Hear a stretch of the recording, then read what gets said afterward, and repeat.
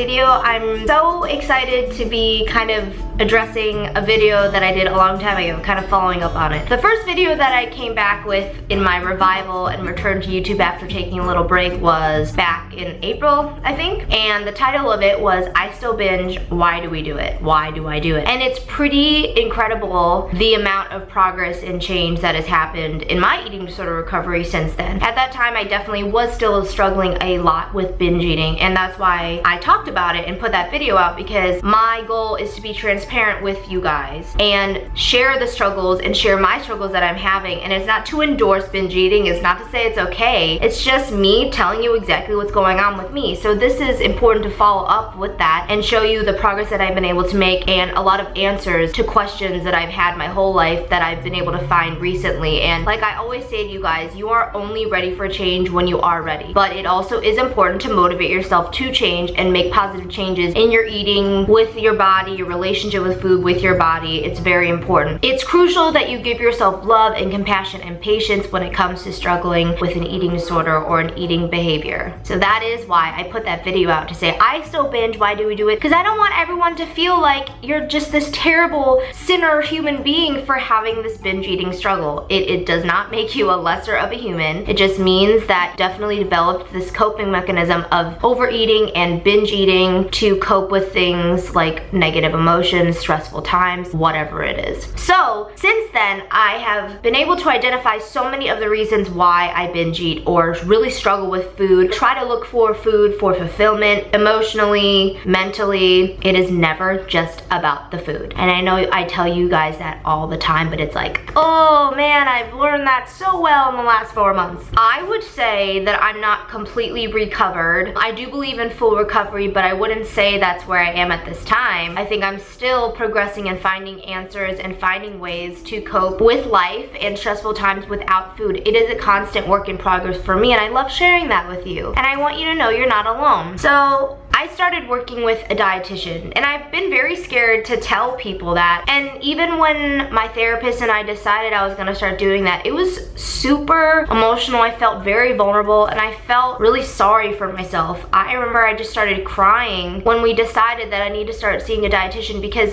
to me, even though I have no stigma or judgment when it comes to therapy, I think it's great. I think everyone deserves to have someone to talk to help them with their life, an objective perspective, someone who can help problem solve for you instead of letting all the emotions get in the way. But to me, the word dietitian did make me feel like a sick person, someone who needed help, someone who feels lesser. And I don't believe in that, but it's so sad that even me, who cares so much about mental health, I'm an advocate for therapy and working on your issues, feeling your feelings, it was kind of crazy that I was judging myself for having to see one. But I started going to a dietitian a month ago, and it has changed my freaking life. If you think that going to a dietitian makes you seem like a lame, like you need help, whatever, go. Because it has changed so much in my life in such a short period of time. It gave me answers that I never thought I'd be able to find, and I probably would never be able to find them on my own. But that's just me. I did see a dietitian about 2 years ago when I was struggling a lot with binge eating in college, but it was this person who wanted to make meal plans and change what I was eating. And this place I go to, it focuses only on the feelings and the mental health portion of your eating behaviors. So my biggest struggle, I realized in therapy and in my dietitian meetings, was that I'm actually a restrictor. And I've identified basically my whole life as a binge eater. I mean, look at my channel, binge eating, mind of a binge eater, how do I stop a binge, how do I prevent a binge, blah blah blah. And I was like, how the hell am I a restrictor? I've always struggled with binge eating. I binge eat, I do that, that's my crap, that's my thing. I struggle with that so much. But think about it, if you restrict during the day when what you're eating, and I never would starve myself through the day, but I would eat smaller amounts, because in the back of my mind, I know I struggle with binge eating. I know that I like eating more at night, so I might as well just eat little bits here and there through the day to get me through the day so that I could have that large surplus of food at night, because I know I struggle with binge eating. But that was me feeding into the binge eating behavior. It's me kind of working around the issue so that I could have the binge at night still. So it was really hard for me to break up with my binge eating pattern. And it sounds so simple, but the answer was obviously to establish a normal, healthy, consistent eating pattern throughout the day so that that I'm not inclined to eat so much at night because I'm genuinely hungry, one. But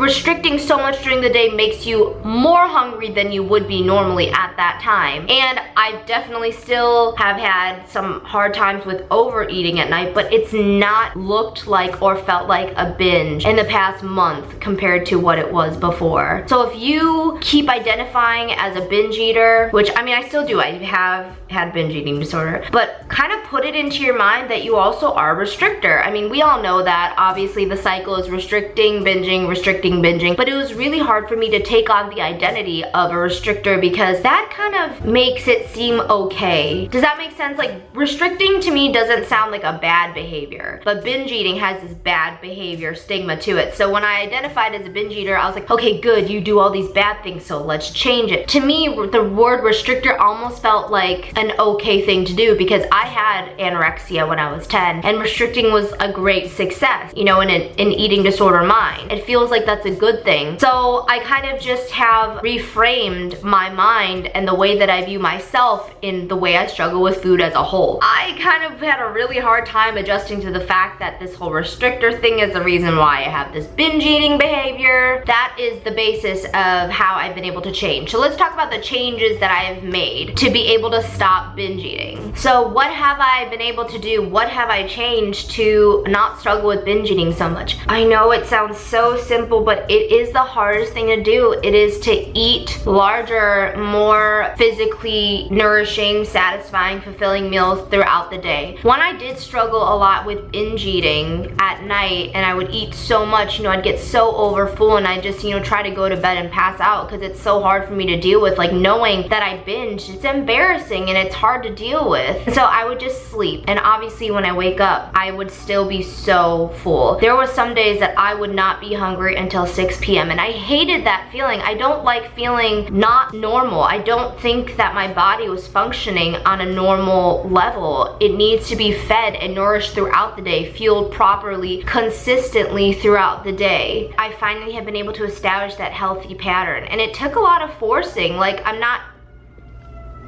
Another siren, I can't. I'm on a roll here. I want to say things to you. Don't they know that? Sorry, I just get very passionate when talking to you guys.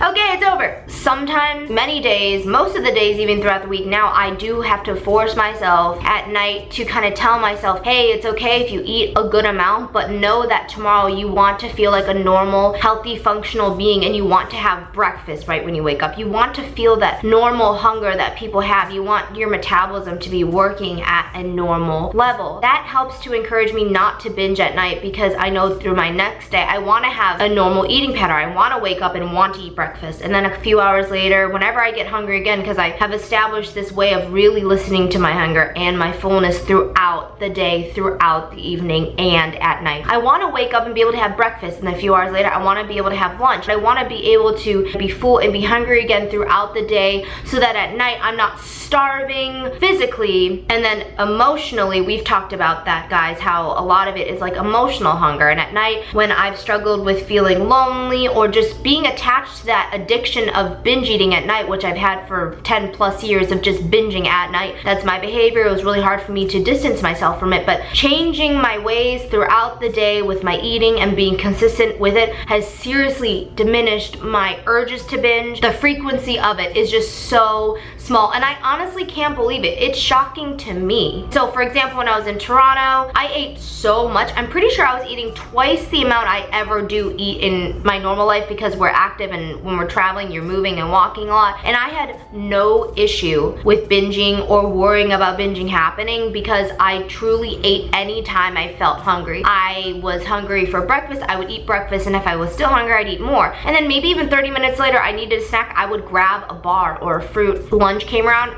I felt just so happy knowing that I was hungry at normal times. And I'm not saying that you have to eat at certain times or eat certain things and make sure you're feeding your body with certain portions of stuff throughout the day. No. But for me, the thing that saved me from wanting to binge so much at night was fueling my body properly and consistently throughout the day, throughout the evening, and into night. I just felt like a normal human being. I finally feel like a normal human being. And that's all I ever wanted, because when you struggle with binge eating, you don't eat at normal times. You don't even eat normal amounts.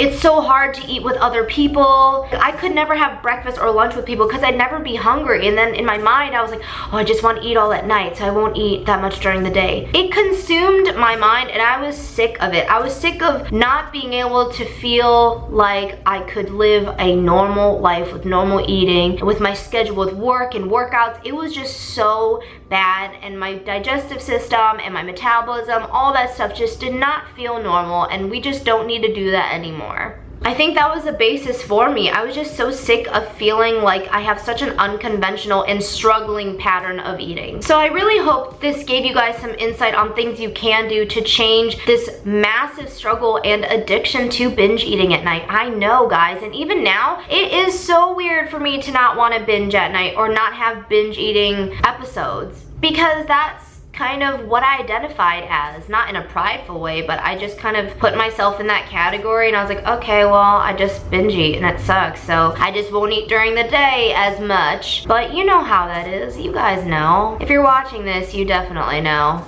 I really hope that me sharing my journey and my struggles with this, and now it's amazing, I'm sharing my progress with it and my improvements with it and actual changes. And I hope that you guys are doing the same, and you deserve to, because who wants to keep living like this? Identifying as a binge eater and feeding into those behaviors, you can change. If I can change after 10 plus years of binge eating and not being able to figure it out or deal with it, I promise you that you can. Binge eating doesn't have to consume your life, and it's weird that it's not anymore. Weird good, great good, amazing. I'm very proud of myself. Thank you guys always for watching. If you like this video at all, please give it a thumbs up. Please drop a comment if you have anything to say, any ideas for future videos. I always love hearing from you guys, and I'm just really happy that this binge eating series and the things I talk about with binge eating have changed for me and have improved, because it gives you guys more hope as well. And I'm just really happy that I've been able to change. So love you guys, and I'll see you in the next video. Bye. I'ma change your life, I'ma change it. Yeah. I'ma change your life. I'ma change your life, I'ma change it. I'ma change your life.